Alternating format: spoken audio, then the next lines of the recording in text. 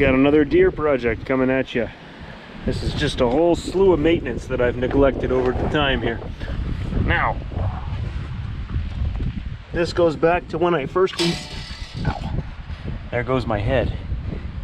This goes back to when I first installed the K66 rear end. It came with a brand new cog style drive belt, Kevlar reinforced and yada yada yada. Fantastic drive belt. It's been in service for I think about 200 hours, as long as I've had the rear end running. You can probably see, if you look close enough, the splits and cracks on that belt. So although the belt's not broken, you could feel it's starting to get, it's got a bit of grip, but it certainly has lost some over time. I'm going to replace the drive belt, put a brand new one on there that I've ordered from them, and I'm going to hang on to this one as a potential backup, as a just-in-case scenario. But I think it's time to freshen this up because it's only going to break when I need it to work. That's usually tradition, so we're going to have to remove some guarding under here. We're going to have to pop the steering shaft up out of the way. But we will go through this step by step, and we will get this drive belt replaced, and we will be back rolling again.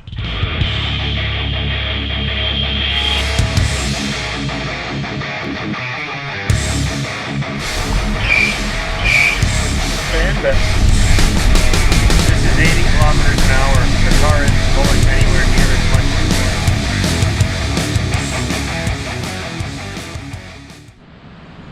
much. So the first thing I'm going to remove in order to get this drive belt out of here, I'm going to pull out these idler pulleys, which are part of the brake. If I actuate the brake, you can see how these actually move. So in this scenario, the smartest option is to have the brake engaged and then remove the two bolts that retain these pulleys up in the underbelly of the lawnmower. In my experience, using an impact of some kind will do it. You can use a smaller drive impact, like a 1/4-inch impact gun, should be enough power to get these off. You can also use a ratchet, that'll get you there too. I just like the convenience of squeezing the trigger and having it pop. So I'm going to set the parking brake, and then we're going to remove these things. So the larger wheel is toward the front, the smaller wheel is toward the back. The belt routing means that this this rear more pulley has a V belt, this has a flat because it's on the back side. So it should be easy to put them back together. Plus I can use this video for reference of the belt routing. Let's pop this off.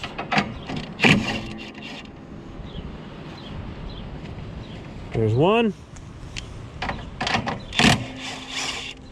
And there's two. Let's see if they're gonna come down. There's one. Put the nut back just so it doesn't go growing legs on us.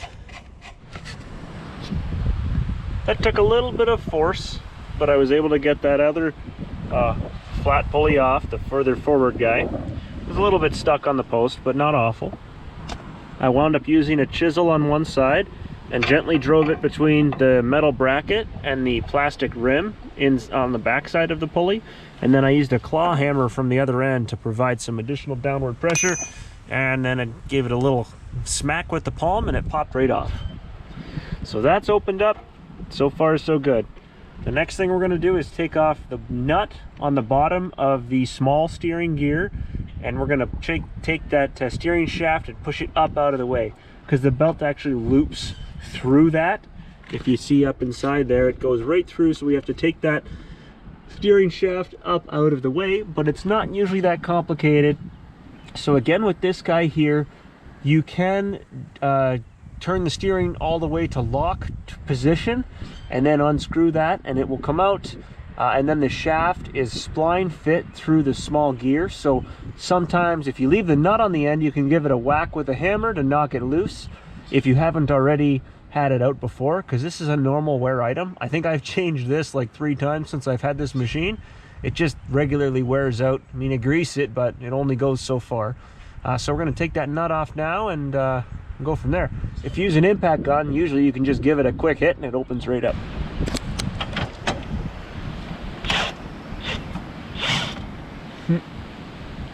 right, cool.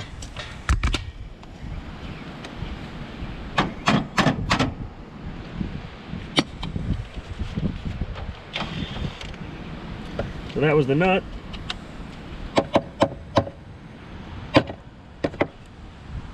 Right there. And then that gear. Perfect. If you look inside, you can see the splines cut into that. And then down here I've got a shim little washer. There it goes. And not too long ago I replaced these bushings with, I don't know now if the new ones are a nylon or what the heck they might be, but it definitely improved the performance of the steering and made it easier. That was at the same time I did the front end. Because I had the whole thing apart anyways, it made sense to me. So I'm gonna pull the steering shaft up and out and get that out of the road.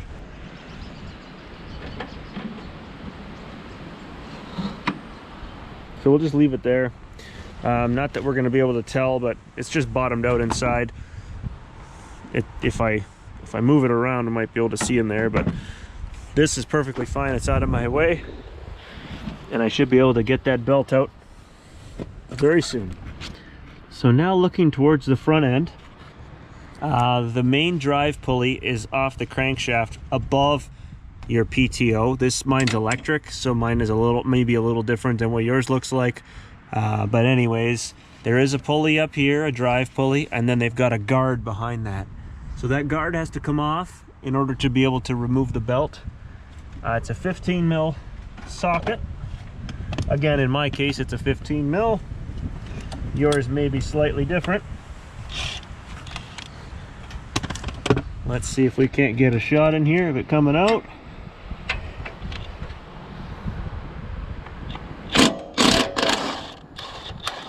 There's one.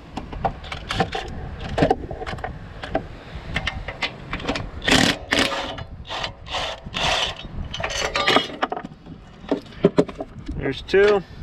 There's the guard. Not too terribly complicated. I think those are also engine mounting bolts, so it's very important that those are torqued and back in position. Otherwise you may run the risk of your engine shaking loose out of this thing, and I do believe that causes you lots of grief if that was to happen. So all right, let's get to the next step of getting this belt out of our road here. So now looking from what I would call the passenger side front wheel, what I'm gonna have to do is disconnect the connector for my electric PTO. Okay, there we go. I was able to pop that tab up. Then we're gonna pull out that connector. It's only a two-bladed connector that plugs into the front of the PTO. Things to note and mention before you take any further steps here.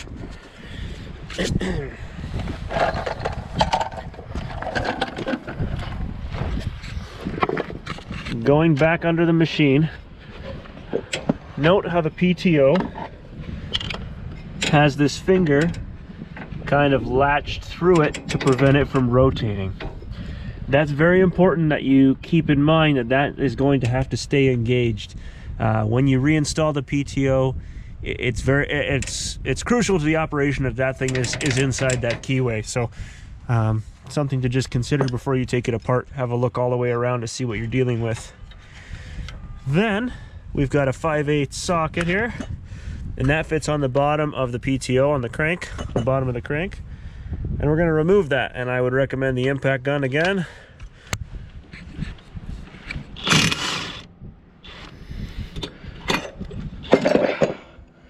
Voila! It's heavy. It's heavy with one hand and awkward, so there's the PTO. Beautiful, beautiful. All right, so we're gonna set that down. Now check this out. Ta-da! Drive belt comes right off. So keeping in mind the routing location that we've got to recreate here, up through the body of the mower, we've got to go between the belt guard, around the rear drive pulley. It's not too complex. It's just a matter of looking at what you're dealing with and then kind of copying that again. So we're going to take this one out and get the new one prepared, make sure they're the same length, and then install.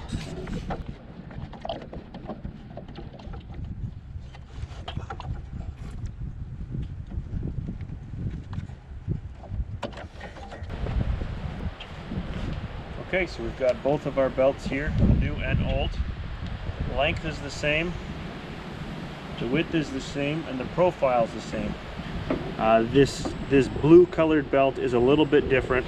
I believe they have opted for some form of upgraded belt, in the sense that I think this had a Kevlar lining, or there was something superior about this type as opposed to the original.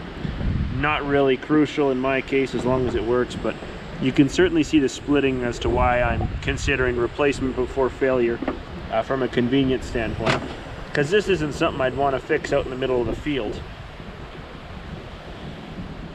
So if anyone's curious as to the part numbers on this belt, let me get a shot of that for you.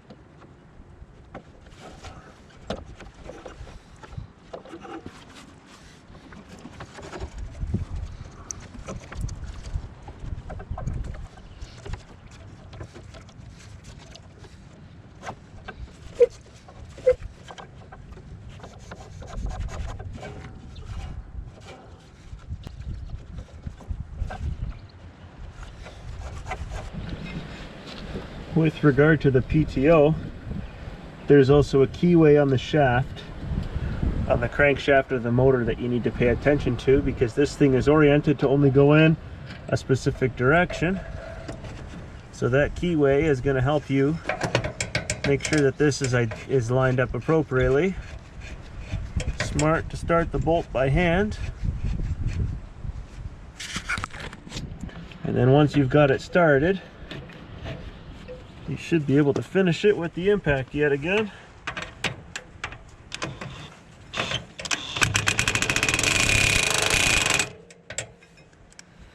All right, and I'm back inside that locked position there where I need to be. And then we're going to make sure that the wire for the PTO is not in the way of any moving components that would cause it to get eaten, because we definitely don't want that to happen. All right, reinstalled the guard.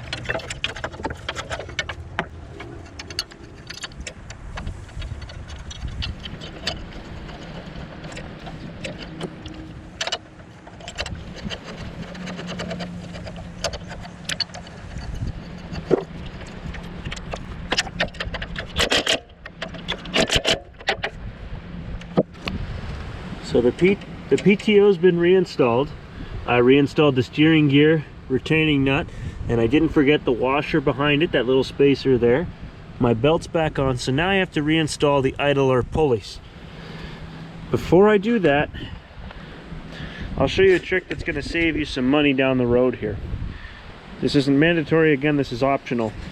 These idler pulleys I've had on the mower now for a couple of years, and they've serviced me well so far.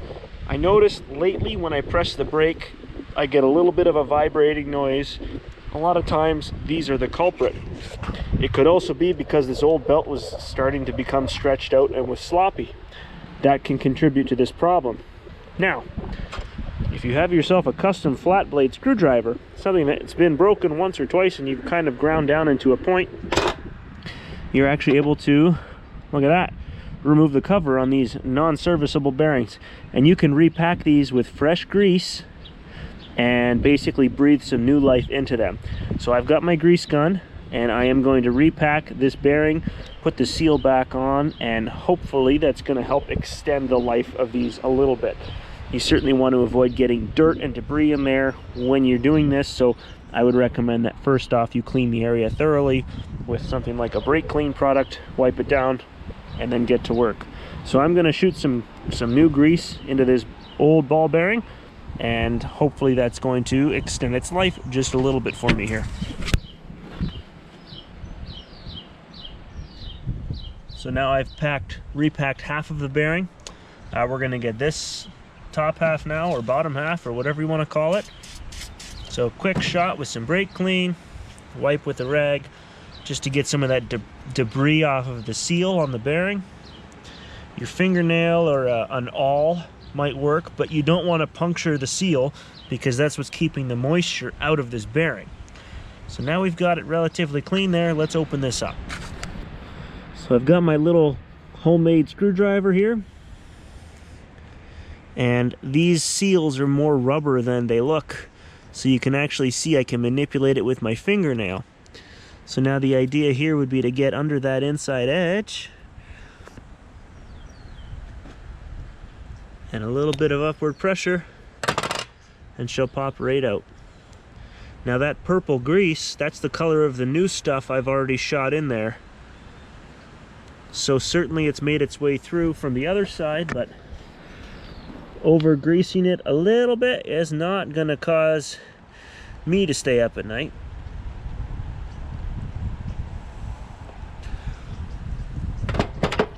So then I'm gonna put this back on, and I can use a couple of flat blades to just kind of get that reseated in position.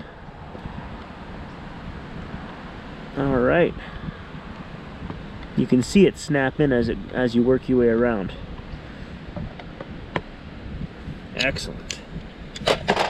So we now have repacked the bearing. So we should have extended its life by at least a little bit, because now we're adding some additional lubricant, but we're also preventing moisture and corrosion. I'm going to do the other pulley and then reinstall both. So the new drive belt has been reinstalled. My idler pulleys have been greased and reinstalled. We're still passed through the steering shaft. I've reinstalled the steering gear.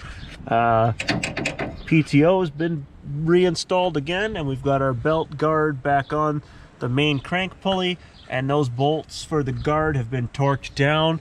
Those are also the engine mount bolts. So now we want to check that this belt has a bit of ability to freewheel. The brake is currently set, so that means that we're at minimum tension on the drive belt. So what we should see is the belt should slip up on the crank drive there. So I should be able to just push this along, and I definitely can, and my idlers are turning. So that is the ideal scenario here. That's going to keep everything operating as it should. So I think we're just about ready to take this mower down off of the stands and take it for a test drive and check functionality here. We are now back on the ground and ready for a little test drive with the brand new drive belt install. I also put a little bit of grease into the front end, into the spindles where they meet the new front axle, and I also greased the center axle pivot point. Just something that I haven't done. I'm not sure exactly when the last time I did it was, so we're gonna deal with that. Well, we're gonna deal with this test drive, and we're gonna make sure that everything is operating as it should. So when we start the machine with the brake engaged, we shouldn't be able to go anywhere. And in order to confirm that, I will, with the brake engaged, I will try to engage the drive and make sure that nothing is actually happening here that shouldn't be.